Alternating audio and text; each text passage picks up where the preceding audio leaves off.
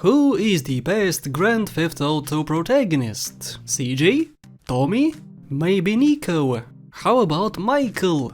The GTA games are well known for their incredible stories and gameplay. The characters in them are very memorable, and I took the liberty of making a top 10 characters video of every GTA game.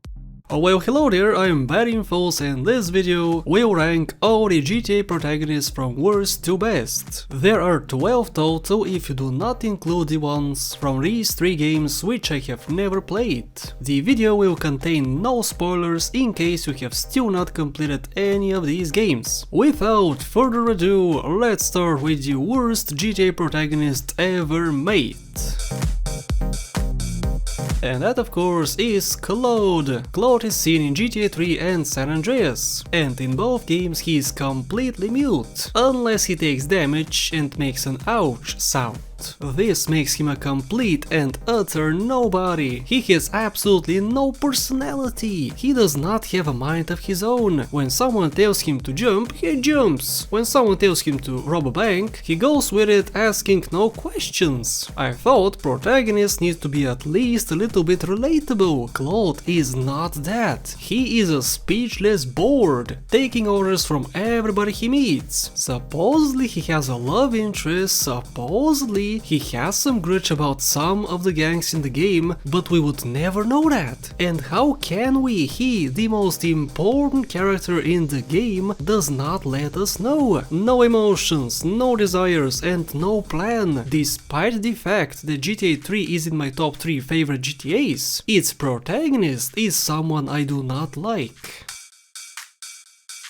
The 11th spot is taken by Toni Cipriani, the fat and angry guy from GTA 3, and the skinny and little less angry guy from Liberty City Stories. Just like Claude, Toni is a nobody. Well, he's in a very influential gang and has a leadership position, but he does not use it for his benefit. He is a puppet to the overlord Salvatore. If Sal sneezes, guess who comes running with a napkin? If Salvatore's hand hurts while he's taking a dump, guess who would rush in the bathroom again with a napkin in his hand, ready to wipe the booty of his leader. Yeah, sure, he's supposed to respect the Don, but he needs to throw in some ideas, he needs to make himself seen. Just like Claude, everyone uses Toni, including his mom. In GTA 3 at least he is somebody, he looks intimidating and sophisticated. In GTA LCS, he is just another generic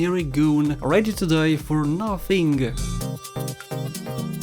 On number 10 we have Huang Lee. Oh, another mute character. Actually, that's not really true, he is mute only to you, the players. Everyone else in the game understands him just fine. Once again we have a lapdog. Why he's higher up here is because he actually questions the people he works with. Does he have a problem? He does. Well, you bet he's gonna voice his concern. He double checks before he does anything. Other than that, he is not a character with a blank expression. He has personality and is at sometimes very funny. Some of his quotes made me laugh, and that's why he's not on the bottom.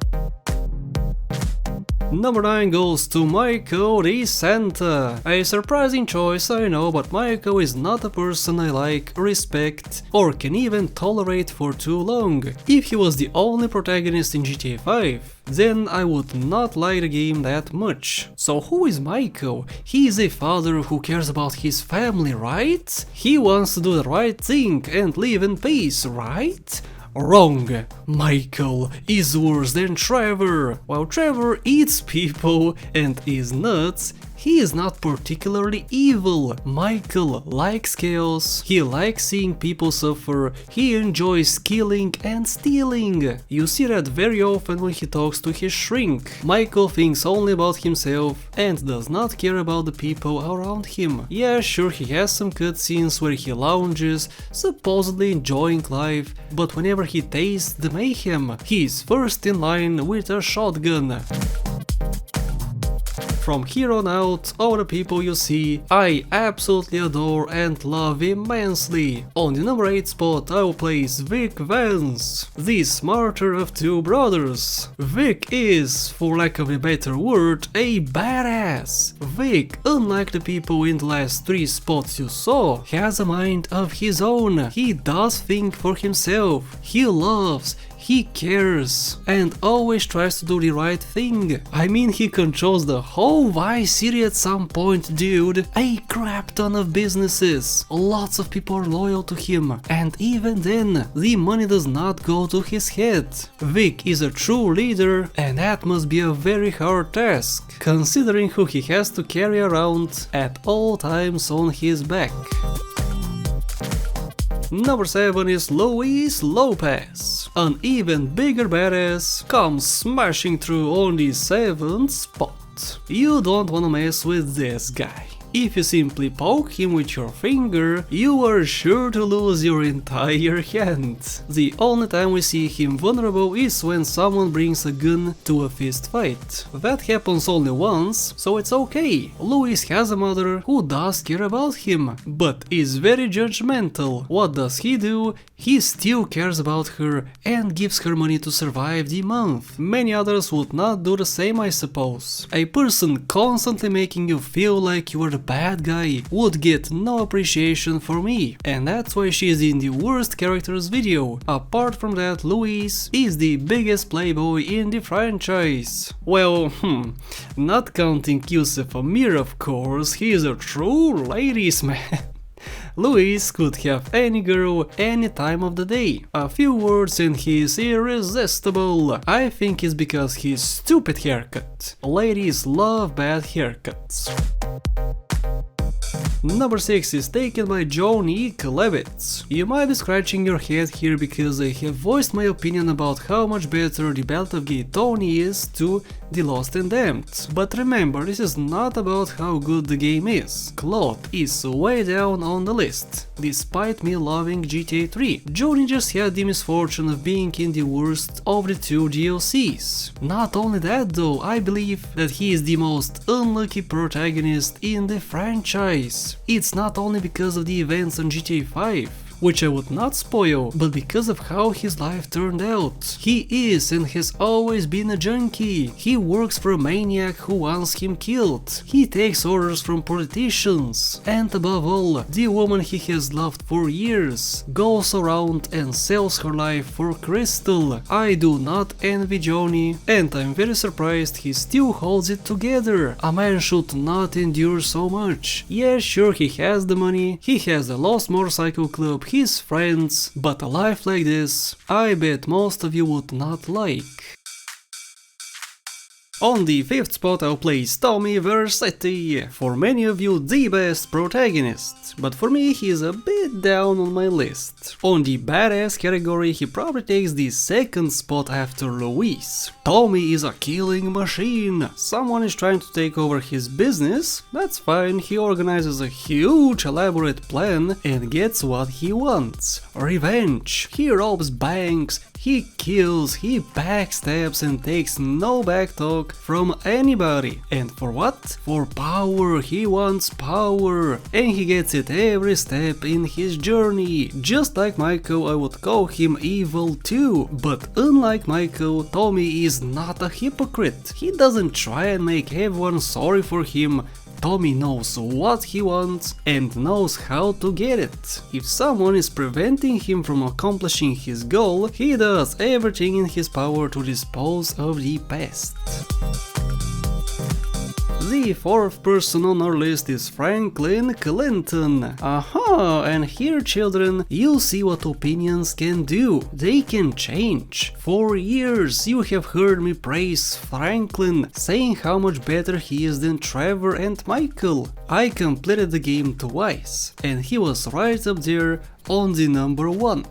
However, after I progressed in my current 100% walkthrough, after reading so much info and listening to every single one of Trevor's dialogues, I learned just how important Trevor is to the franchise. So much in fact that I would place him in the number 3 and Franklin on number 4. Franklin is a ghetto boy who wants money, that is all. He is a good boy and arguably the only genuinely good person in the game. I use the word good lightly here, he still kills and destroys families, but he's absolutely always ready to help out anyone he can. Unlike Claude and Toni though, he plans out his approach to anything. He might come out as a jerk sometimes, especially to Lamar, but you all know that deep inside he cares for his friends and is ready to risk his life just to save someone he loves. As stated before, Trevor is on the number 3 and this is the best fitting position for him. He is never first. He failed as a child. His mother didn't love him. His father abandoned him. He is not funny, according to him. Everyone he touches is afraid of him. Overall, he's a difficult person to understand. I would even say that he is as misunderstood as Johnny is, and both have very hard lives. The difference is that Trevor has millions and is not afraid to get more. He kills, eats people, screams on the top of his lungs all the time, and honestly, sometimes I say I kinda wanna be like him. Oh, wait. Let me rephrase, not exactly like him. People for me are not tasty. I just wanna be more carefree. I want to set a goal and accomplish it right away. Not let anything stop me. I admire Trevor in this aspect. And his story is incredibly fascinating. Much better than a ghetto boy who wants to get out of the hood. Or even a married man who has problems with his family. Trevor is not perfect. But who is, honestly? Welcome to San Andreas, this is CJ from Grove Street. Or just Franklin 2.0. Everything I like about Franklin I like in CJ. Difference is that he's a much better fleshed out character. He is in no way a badass. He is a mouse who got to the top by very careful planning and cunning strategies. On his journey he meets a lot of people, and what does he do? He gives respect to each one. What does he do to Caesar, who was portrayed by Sweet as a murderer? He gives him a chance. How about the hippie who supposedly works for the police? First time you meet him, he helps him out, getting yet another valuable ally on his way. The same for the weird Asian man he meets while racing, the giant nerd who knows too much about things which don't interest CJ. Just everyone in his path is treated with respect, even people who double cross him. He mourns the loss of important characters and is really a wholesome person. Yeah, he kills and steals to get to the top, but the people who matter are always the number one priority for Carl Johnson.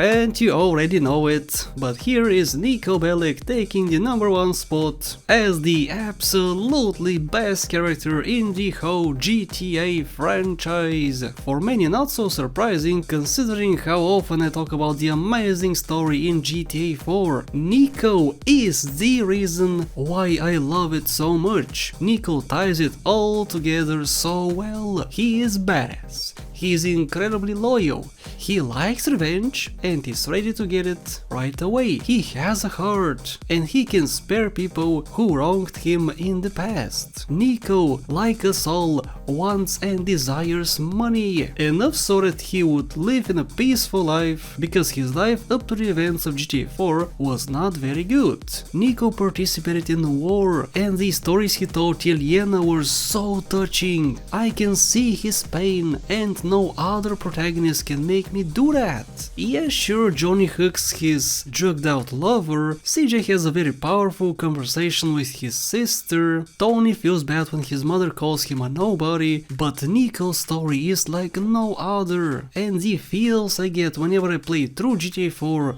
are unmatched from any other game I have ever played in my life. Good job, Niko, you'll forever be number 1, nobody else is taking your spot.